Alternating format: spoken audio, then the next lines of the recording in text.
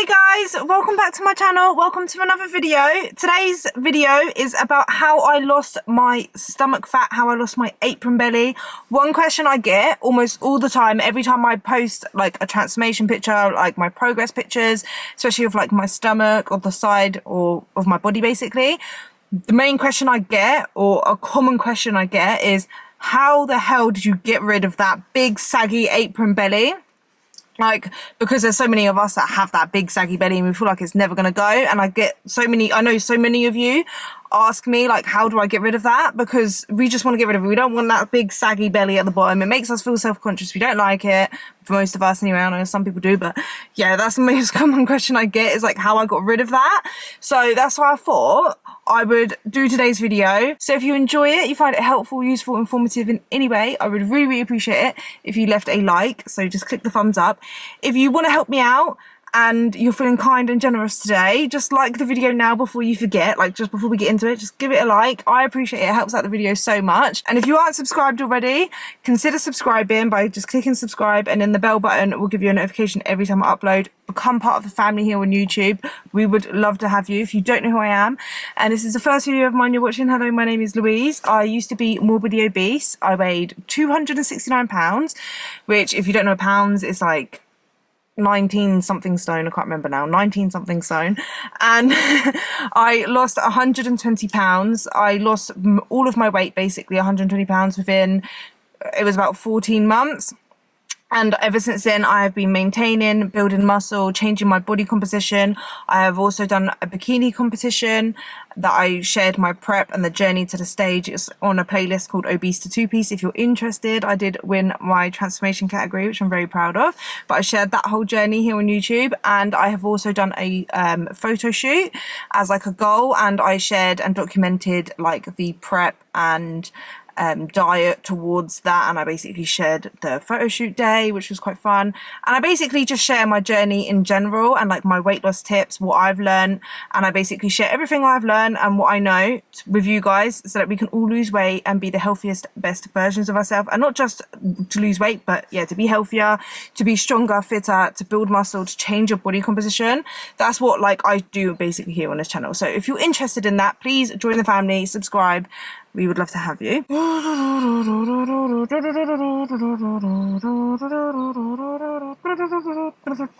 Okay, so the most simplest answer I can give you as to how I lost that fat basically is by eating in a calorie deficit. That's it basically. All I did was I tracked my calories and I put them all into MyFitnessPal basically. I set myself a goal of 1,800 calories. Obviously that's going to be different for everyone.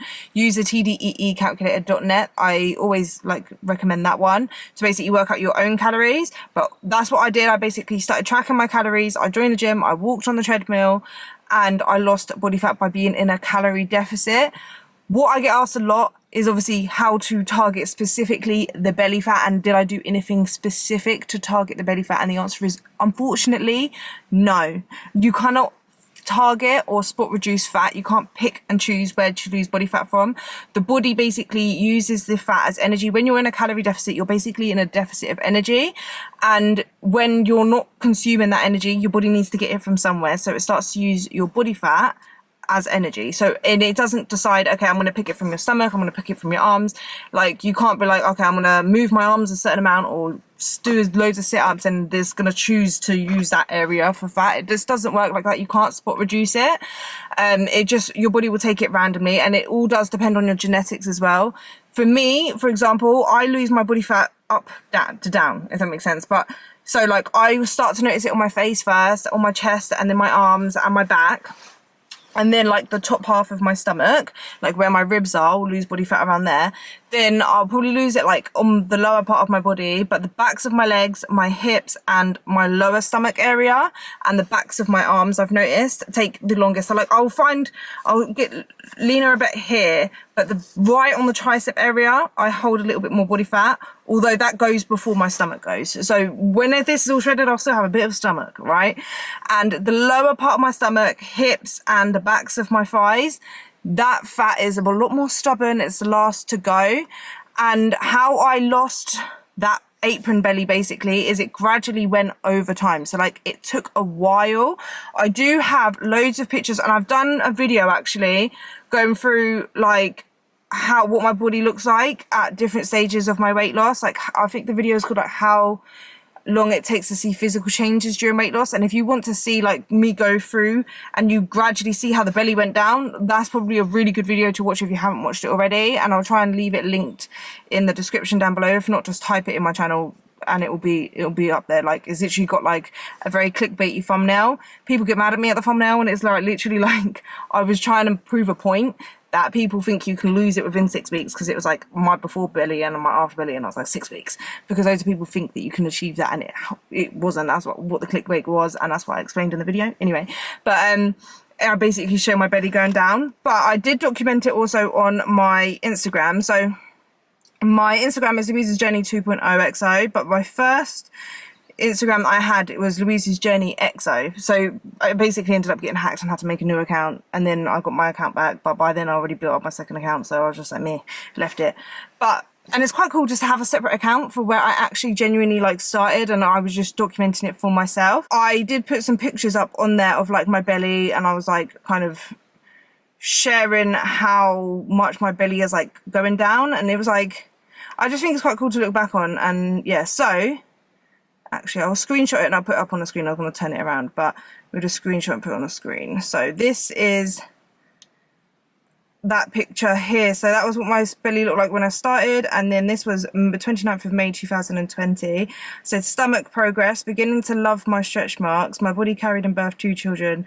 My body carried 269 pounds, and then my body lost over 60 pounds in 5 months. So in 5 months I lost 60 pounds, so this is 60 pounds difference. My body is still able to adapt through the changes and everything I've put it through. My body is amazing, and these scars are a reminder of that. Oh, that was cute, Louise. Yeah, so that's what, like, that took 5 months for my stomach to go from that before to that, and that was within 60 pounds weight loss. So if you can see, I still got a bit of a belly, but like, and quite a lot of belly fat, but it's a lot less. It's not sticking out and it's not rolling over as much. But I did share like my belly pictures on there. And then we've got this picture, actually is quite a good one. Let me screenshot, put that up. So this is, it says swipe to see my progress before and after 6 weeks progress. Okay, so this is 6 weeks. The 6 weeks, that's how long it took for my belly to kind of like that. So it's, as you can see, it's like gradually over time. But I did lose basically most of my belly fat within about, I would say, a year. Most of that overhang had gone. And I want to make a big disclaimer as well, is that it's not like my belly has completely gone and it's gone completely flat like an iron board and it's like always completely flat. It's not, right? It is not completely flat. Where my stomach was like proper hanging down and the skin has stretched out and had a load of body fat in there, I've lost the body fat inside, but the skin stretched out so much that I do have loose skin on my lower stomach. So when I just have, like, I'm standing up, my stomach at the bottom, I still have like loose skin. If you haven't seen my loose skin videos, go watch them. You'll see what I mean is that my underwear, my trousers will cover that bottom part, so you don't really see it, but there is like some kind of skin that will hang. So it's like I've still got that overhang, but it's not like an overhang, it's just skin.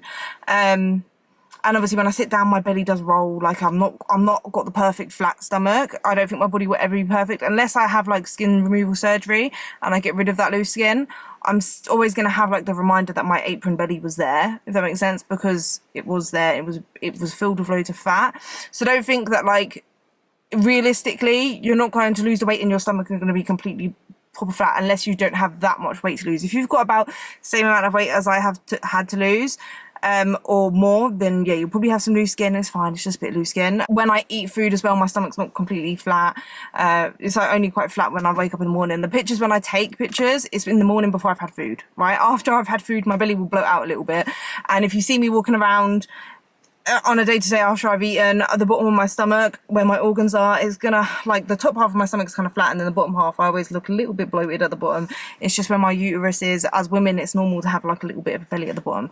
I just feel like I need to mention that because so many of us get conscious of that. I've been so self-conscious of that before until I saw quite a lot of people online talking about how normal it is that that's where our reproductive system is, and then you've got a stomach where your food goes and it's normal for it to bloat out a little bit. So I just want to share that as well because it is normal. That's what my belly looks like. I get like a little bit of a pot belly at the bottom, but it's just where my organs are, and I get bloated quite a lot as well, so it goes like that. Yeah, I just want to break some myths. You can't use wraps, waist trainers, or any pills or spot reducing fat or detox teas or anything to specifically lose body fat around an area. Those wraps that people will use, and then they do cardio in or training, and it makes them sweat, and they open it out and it looks like they've lost weight around their waist. You haven't lost weight or body fat around that waist. All you've done is you've lost water, yeah, that as soon as you drink water, which you will drink, it will go straight back on. You basically are just losing sweat, and that doesn't mean you're losing fat. It makes you feel like you are because you're sweating around that area